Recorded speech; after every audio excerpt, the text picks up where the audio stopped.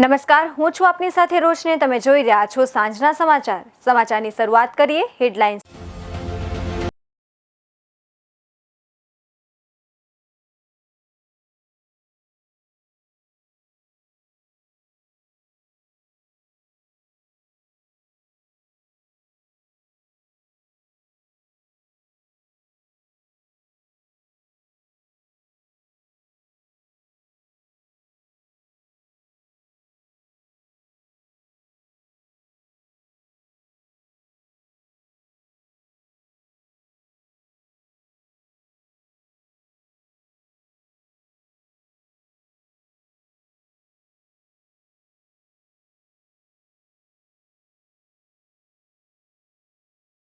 મહેલમાં ભગવા વિવાદ.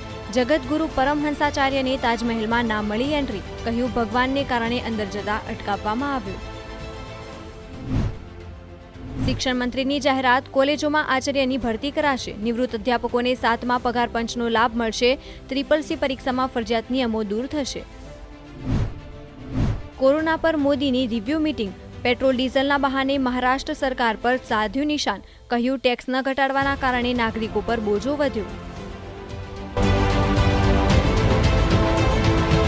દુનિયાભરમાં પોતાની વિદેશ નીતિ માટે ખૂબ જ જાણીતા છે ભારતના પ્રધાનમંત્રી નરેન્દ્ર મોદી. મોદીની કૂટનીતિઓનો તો તેમના દુશ્મનો પણ કાયલ છે. હાલમાં પાડોશી દેશ પાકિસ્તાનમાં રાજકીય ઉથલપાથલ મચી ગઈ છે. ઇમરાન ખાન પાસેથી પ્રધાનમંત્રીની ખુરશી છીનવાઈ ગઈ. એ સમયે ઇમરાન ખાને પણ મોદીને યાદ કરીને કહ્યું હતું કે હાલ ભારતની સ્થિતિ ખૂબ જ મજબૂત છે. ભારત હાલ વૈશ્વિક સ્તરે પોતાની વિદેશ નીતિને કારણે ખૂબ સન્માન ધરાવે છે.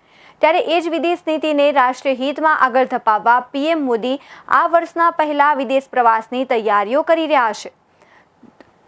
પ્રધાનમંત્રી નરેન્દ્ર મોદી 2 થી 4 મે દરમિયાન જર્મની, ડેનમાર્ક અને ફ્રાન્સની મુલાકાત લેશે.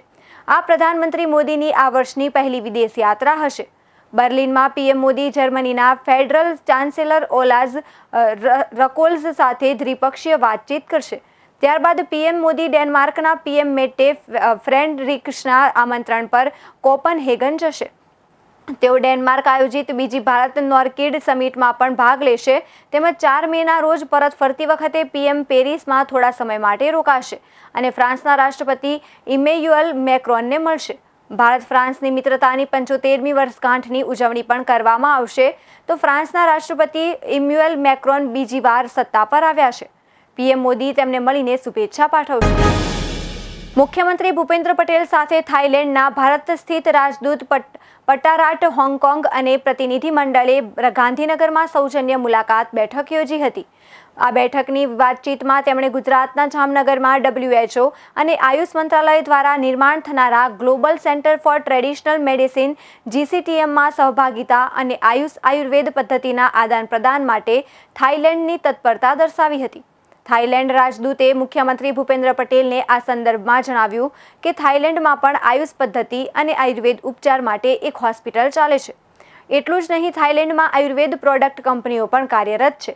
ત્યારે ગુજરાતના આ વર્લ્ડ ક્લાસ સેન્ટરનો વ્યાપક લાભ થાઇલેન્ડ પણ લેવા ઉત્સુક છે.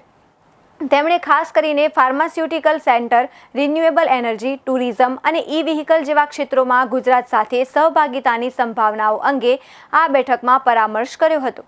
મુખ્યમંત્રી ભૂપેન્દ્ર પટેલે થાઇલેન્ડ એ મોટું ટુરિસ્ટ ડેસ્ટિનેશન છે અને ગુજરાત પણ સ્ટેચ્યુ ઓફ યુનિટી જેવા વિશ્વ પ્રવાસન કેન્દ્ર સહિત અનેક પ્રવાસન વૈવિધ્ય ધરાવતું રાજ્ય છે. તેની ભૂમિકા આપી ગુજરાત થાઇલેન્ડ વચ્ચે ટુરિઝમ સેક્ટરને પ્રમોટ કરવા અંગે પણ ચર્ચાઓ કરી હતી. ભૂપેન્દ્ર પટેલે કહ્યું કે ગુજરાતમાં forensic science university, energy university, GCTM જેવા અદ્યતન સંસ્થાનોમાં પણ થાઇલેન્ડના યુવાનો સ્ટુડન્ટ એક્સચેન્જ પ્રોગ્રામ અન્વયે અભ્યાસ સંશોધન માટે આવી શકે તેમ છે. મુખ્યમંત્રીએ ગુજરાત પોતાની બેસ્ટ ઇન્ફ્રાસ્ટ્રક્ચર, કનેક્ટિવિટી વગેરેની ઇકોસિસ્ટમથી વિશ્વના રોકાણકારો માટે પસંદગીનું સ્થળ બન્યું છે તેની પણ વિસ્તૃત વિગતો આપી હતી. આજે શિક્ષણ મંત્રી દ્વારા મોટી જાહેરાત કરવામાં આવી હતી, જેના લીધે અધ્યાપકોમાં ખુશીની લહેર પ્રસરી જવા પામી છે. છેલ્લા કેટલાક સમયથી અધ્યાપકોના પડતર પ્રશ્નોનું નિરાકરણ આવી ગયું છે. તારીખ 1/1/2006થી યુનિવર્સિટીના અધ્યાપકોના પ્રમોશન અટકાવવામાં આવ્યા હતા, જે પુનઃસ્થાપન કરવામાં આવ્યું છે. જેથી 3000 અધ્યાપકોને કેરિયર એડવાન્સ સ્કીમ CASનો લાભ મળશે.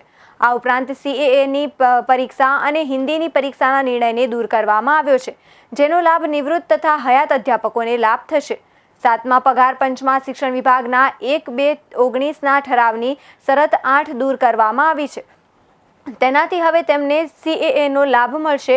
સળંગ નોકરીના નિયમના કારણે અધ્યાપકો પ્રિન્સિપાલ થઈ શકતા ન હતા, તે હવે પ્રિન્સિપાલ થઈ શકશે, જેના કારણે લગભગ 3000 જેટલા અધ્યાપકોને સીધો ફાયદો થશે. નિવૃત્ત અધ્યાપકો જે સેવા આપી રહ્યા છે તેમને 7મા પગાર પંચના લાભો તાત્કાલિક અસરથી આપવામાં આવશે. 1-2-19 પહેલા સળંગ નોકરીમાં જોડાવવાની કાર્યવાહી કરવામાં આવતી હતી, તે જ કાર્યવાહી કરવાની રહેશે.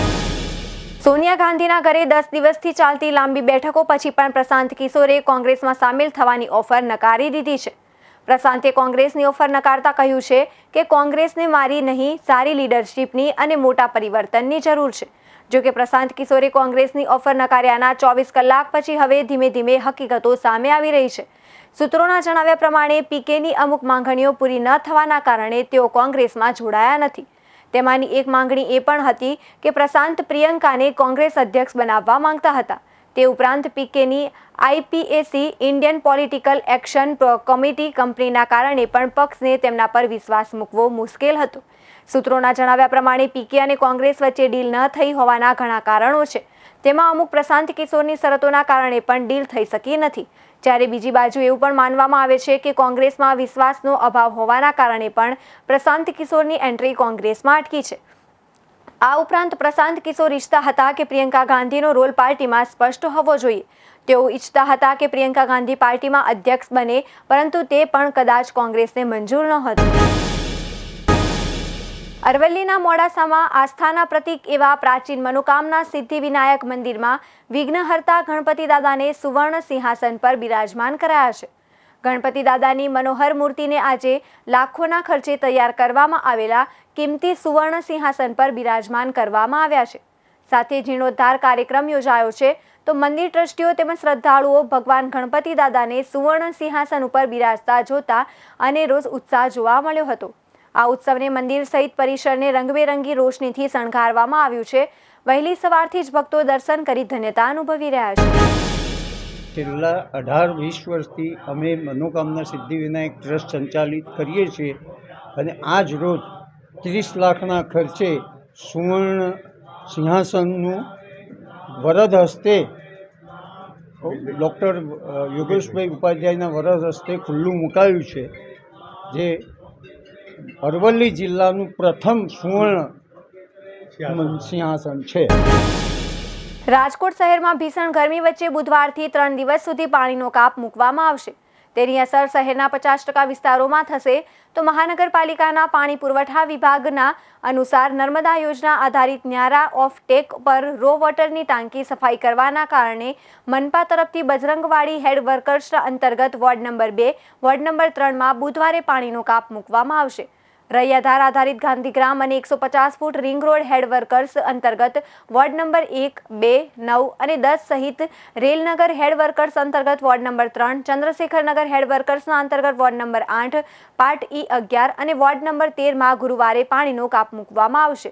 બજરંગવાડી વોર્ડ નંબર 2 અને વોર્ડ નંબર 3 સહિત વોર્ડ નંબર 8, 11, 12, 13માં 29 એપ્રિલના રોજ પાણીનું વિતરણ થશે. આ તમામ ક્ષેત્રોમાં રાજકોટ શહેરની 50% વસ્તી વસવાટ કરે છે. જે મુખ્ય વિસ્તારોમાં પાણીની અસર વર્તાશે તેમાં વોર્ડ નંબર 1ના રામેશ્વર પાર્ક, વિદ્યા જજ બંગલો, આલાપ ગ્રીન સિટી, ગોવિંદનગર, ગોપાલનગર, ધરમનગર આવાસ યોજના, રવિ રેસિડેન્સી, ઋષિવાટિકા, શાસ્ત્રીનગર સહિત વોર્ડ નંબર 2ની Rang Upvan society, Chhotunagar, Maftiyapara, ward number 9ની Miranagar, Shriji park, Saraswati park, Anjani park, Hiramaninagar, Vitrag society, Neminath society તથા અન્ય ઘણા વિસ્તારોનો સમાવેશ થાય છે. રાજકોટના કાગવડ સ્થિત ખોડલધામમાં આજે અલગ અલગ 4 બેઠક યોજાવા જઈ રહી છે, જેમાં કોરોનાની ત્રીજી લહેરમાં મોકૂફ રાખવામાં આવેલી મહાસભા અંગે ચર્ચા થવાની શક્યતાઓ છે. સૌથી પહેલા ટ્રસ્ટી મંડળની બેઠક મળી છે. ચેરમેન નરેશ પટેલના રાજકારણમાં પ્રવેશ અંગે સર્વે હજુ ચાલુ છે અને સર્વે પૂર્ણ થયા બાદ ટ્રસ્ટી મંડળની બેઠકમાં તારણો કાઢવામાં આવશે. પ્રશાંત કિશોરે કોંગ્રેસની ઓફર ફગાવી દીધા બાદ નરેશ પટેલ કોંગ્રેસ કે અન્ય પાર્ટીમાં જોડાશે કે કેમ તેના પર સૌની મીટ મંડલાયેલી છે. સર્વેમાં યુવાનોનું મંતવ્ય છે કે નરેશ પટેલ રાજકારણમાં પ્રવેશ કરવો જોઈએ, તો બીજી તરફ પાટીદાર આગેવાનો જણાવી રહ્યા છે કે નરેશ પટેલની સમાજ કાર્યમાં જરૂર છે, આથી તેઓએ રાજકારણમાં જોડાવવું ન જોઈએ. હાલ ખોડલધામના ચેરમેન નરેશ પટેલના રાજકારણમાં જોડાવા અંગે વિરોધાભાસી નિવેદનોથી ભારે ચર્ચાઓ શરૂ થઈ છે. કાગવડ સ્થિત ખોડલધામ ટ્રસ્ટના પ્રવક્તા હસમુખ લુણકારિયાએ ગઈકાલે નિવેદન આપતા જણાવ્યું હતું કે રમેશ ટીલાળાએ આપેલું નિવેદન તેમનું અંગત નિવેદન છે. સર્વેનો રિપોર્ટ હજુ આવ્યો નથી. રિપોર્ટ હાઈકમાન્ડને આપવામાં આવશે. હજુ સુધી સત્તાવાર રિપોર્ટ આવ્યો નથી. ખાસ તો યુવાનોનું એવું કહેવું છે કે નરેશ પટેલે રાજકારણમાં પ્રવેશ કરવો જોઈએ. અમદાવાદમાં વધતા જતા તાપમાનની વચ્ચે શહેરમાં રોગચાળો પણ વકર્યો છે. મ્યુનિસિપાલિટીએ સંચાલિત એલજી હોસ્પિટલમાં 2 મહિનાની અંદર 98,000થી વધુ દર્દી સારવાર માટે પહોંચ્યા હતા. તો માર્ચ મહિનામાં હોસ્પિટલમાં વિવિધ રોગના 6,727 તથા 20 એપ્રિલ સુધીમાં 4,263 દર્દી ઇન્ડોર પેશન્ટ તરીકે સારવાર હેઠળ હતા. છેલ્લા 24 કલાકમાં અમદાવાદમાં ગરમી સહિતના કારણોસર 976 લોકો મૂર્છિત થઈ ગયા હતા. તો બીજી તરફ સોલા સિવિલમાં 24 દિવસમાં 28,000 દર્દીઓ સારવાર માટે આવ્યા હતા. સોમવારે અમદાવાદ મ્યુનિસિપલ કોર્પોરેશનમાં મળેલી બેઠકમાં ભારે હોબાળો થયો હતો.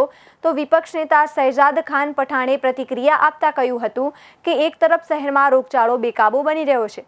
પાણી પૂરતા પ્રેશરથી ન મળવું કે પ્રદૂષિત પાણી આવવું એ પ્રકારની ફરિયાદો વધી રહી છે. આ પરિસ્થિતિમાં મ્યુનિસિપલ કોર્પોરેશન સંચાલિત હોસ્પિટલોમાં ઓપીડી તથા ઇન્ડોર પેશન્ટની સંખ્યામાં પણ સતત વધારો થઈ રહ્યો છે. આ પરિસ્થિતિને કેમ કરીને નિયંત્રણમાં લાવી શકાય એ બાબતની ગંભીરતાથી ચર્ચા કરવાના બદલે બોટ આટોપી લેવાયું હતું. અરવલ્લી જિલ્લાના ખેડૂતો માટે મેશ્વો ડેમમાંથી મેશ્વો નદીમાં પાણી છોડવામાં આવ્યું છે. મેશ્વો નદીમાં 25 ક્યુસેક પાણી છોડવામાં આવ્યું છે, જેને લઈને શામળાજીથી મેશ્વો નદી કિનારાના 35 ગામોને લાભ થશે. સામળપુર, ભવાનપુર, ખેરંચા, બોલુંદ્રા સહિતના ગામોને તેનો ફાયદો થશે. તેમજ નદીમાં પાણી છોડવાને લઈને સુકાઈ ગયેલા કૂવા અને બોર પણ રિચાર્જ થશે. સિંચાઈ વિભાગ દ્વારા લોકમાંગને લઈને આ નિર્ણય લેવામાં આવ્યો છે, જેમાં ભાજપ પ્રમુખ સહિત કાર્યકરોની હાજરીમાં નદીમાં પાણી છોડવામાં આવ્યું હતું. હાલના સમયમાં દેશભરમાં મોંઘવારીએ માજા મૂકી છે. પેટ્રોલની વધતી કિંમતોની અસરથી તેલ તથા શાકભાજી સહિતના તમામ વસ્તુઓના ભાવમાં ધરખમ વધારો થયો છે. પેટ્રોલ અને ડીઝલના ભાવ આસમાને પહોંચતા એક ટીપાની કિંમત થઈ રહી છે. જો કે ઘણીવાર પેટ્રોલ પંપ પર પેટ્રોલ ઓછું મળતું હોવાની ફરિયાદો ઉઠતી હોય છે. ઘણીવાર ગ્રાહકો માપિયા દ્વારા પેટ્રોલના જથ્થાની માપણી કરાવતા હોય છે. ત્યારે તોલમાપ અને ગ્રાહક સુરક્ષા કચેરીમાં કરેલી એક આરટીઆઈમાં કેટલીક ચોંકાવનારી વિગતો સામે આવી છે. ગ્રાહક સુરક્ષા ક્રાંતિના પ્રમુખ સુચિત્રા પાલે અમદાવાદમાં જાહેર માહિતી અધિકાર એક્ટ હેઠળ તોલમાપ અને ગ્રાહક સુરક્ષા કચેરીમાં મદદનીશ નિયંત્રકને અરજી કરી હતી, જેમાં જાણવા મળ્યું છે કે નિયમ મુજબ 5 લીટરથી ઓછા પેટ્રોલની ખરાઈ કરવા માટેનું સાધન પેટ્રોલ પંપ પર રાખવાનું થતું નથી, જે ખૂબ જ ચોંકાવનારી બાબત કહી શકાય. આરટીઆઈમાં મળેલી માહિતી મુજબ પેટ્રોલ પંપ ઉપર વજનની ખરાઈ માટે 5 લીટર તથા 10 લીટરના સ્ટાન્ડર્ડ માપ પંપ માલિક કે ડીલરે પ્રમાણિત કરી રાખવાના હોય છે. સાંજના સમાચારમાં બસ આટલું જ. વધુ સમાચાર જોવા માટે જોતા રહો અરવલ્લી સમાચાર, એટલે તમારો વિસ્તાર, તમારી વાત.